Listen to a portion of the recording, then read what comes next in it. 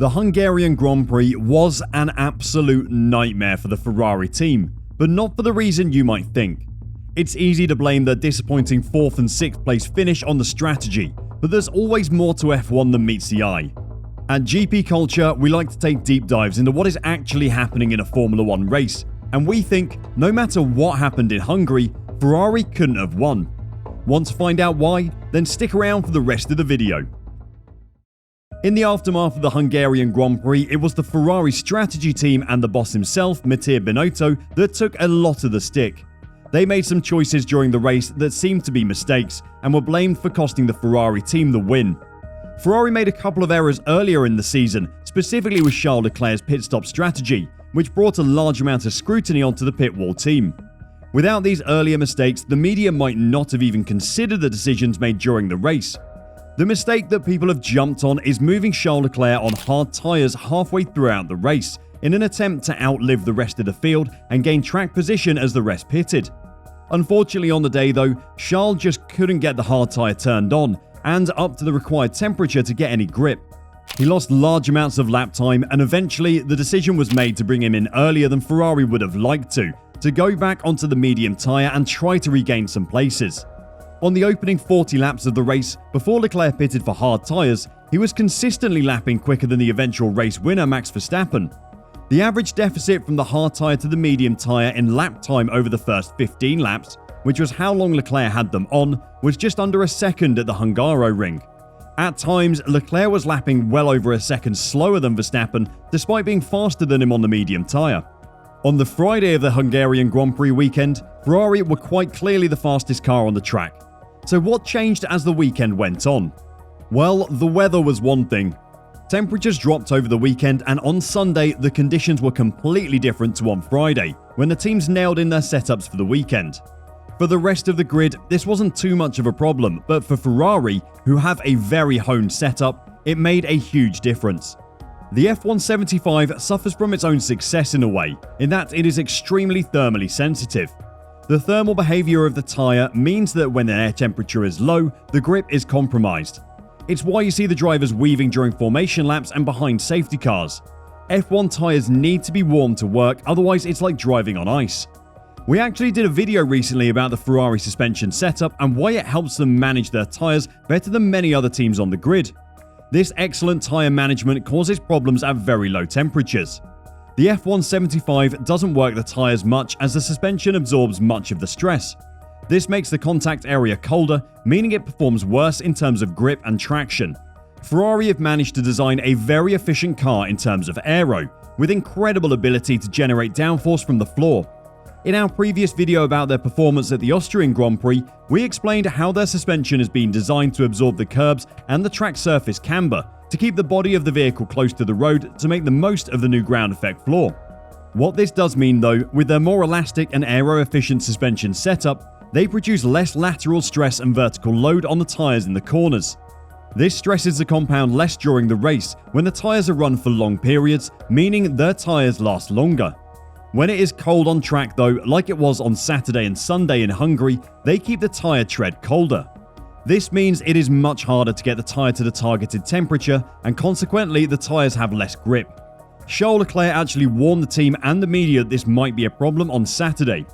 Reflecting on the afternoon's qualifying session, where the ability to switch the tyres on for a single lap proved key to the pace at the front, Leclerc said that things had not been easy for him. "Today, it's not been a great day," he said. "I've been struggling massively with the tyres and just had a lot of inconsistency to put the tyres in the right window with those conditions. I struggled to put a lap together, but we'll look into it." Despite the poor tyre performance for both drivers on Saturday, they both remained optimistic that over the longer race stints, they would have the speed to finish on the podium. During the race, you push hard for lap after lap, and the tyres have much more time to heat up.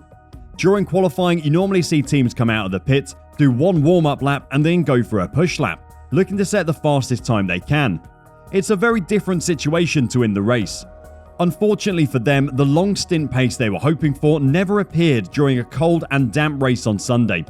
Carlos Sainz highlighted the cold weather as the reason for Ferrari's poor performance during the race in interviews on Sunday evening.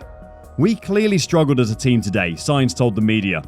I'm a bit puzzled because we expected to have very good race pace coming from Friday, but it's clear that with these lower temperatures and track condition changes that we had here today, there was something going on with the car and the tyres that we just were not fast. Something to analyse, a day to probably look back, regroup, see what we did wrong for these kinds of conditions, and come back after the summer break with a better package. Team boss Mattia Binotto said the same thing as the media put him under pressure for decisions he made during the race. He knew at the time that no matter what they did during the race, the team couldn't have kept Max Verstappen and the two Mercedes at bay. The car today was not working as expected, and we didn't have the speed we were hoping for. Looking back at the pace that we had on the race simulation on Friday, said Binotto. Today certainly different conditions, a lot cooler, but overall the speed today was not great enough, and whatever tyres we were using, I don't think that we were as good as we were looking for and hoping for. It's definitely going to be a lesson that Ferrari learns from in the future, and you could see from their interviews that the whole team knew something was wrong with the car, not the strategy. When the weather is hot, their car looks after the tyres better than any on the grid. But when it got cold, the grip disappeared, they started sliding more, and the tyres destroyed themselves before Ferrari knew what was happening. Sainz felt that performance was the primary issue for Ferrari's struggles in Hungary, comparing his race to that of Mercedes' Lewis Hamilton, who started 7th before finishing 2nd. You compare my pace on softs with Lewis, it's clear that we went from being much quicker on Friday to slower today, said Sainz. In the end, we were stopping early because we were running out of fronts. And in the end, yes, maybe the pace wasn't bad, but for 15 laps then we were degrading. Today we have to analyse why these temperatures affected us. On Friday I was pushing flat out and there was no degradation. And today I couldn't push and I was degrading like crazy at the front. For me it was more the pace. I don't know on the other car. Today for me it was the temperatures, a huge performance swing that I didn't expect. It isn't all doom and gloom for Ferrari though. Like we said, they can learn from this, and when we next end up at a cold track, they can make suspension changes to make the car work the tyres more. It might make their car worse in general, but in the specific situation when the track is cold and the tyres aren't gaining temperature, it will be better. Through the suspension stiffness and geometry, Ferrari can make modifications so that more energy can be transferred through the tyre. This will help work the tyres quicker and make sure they can get them into the optimal temperature window.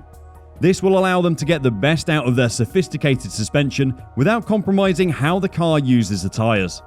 Over the summer break, the team can analyse what happened in Hungary and learn from it.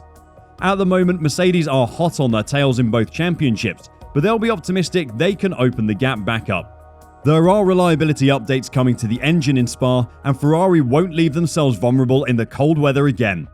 Want to watch our video on the Ferrari suspension setup and how it has made their car stand out this season? Then click the video showing on your screen now, and I'll see you there.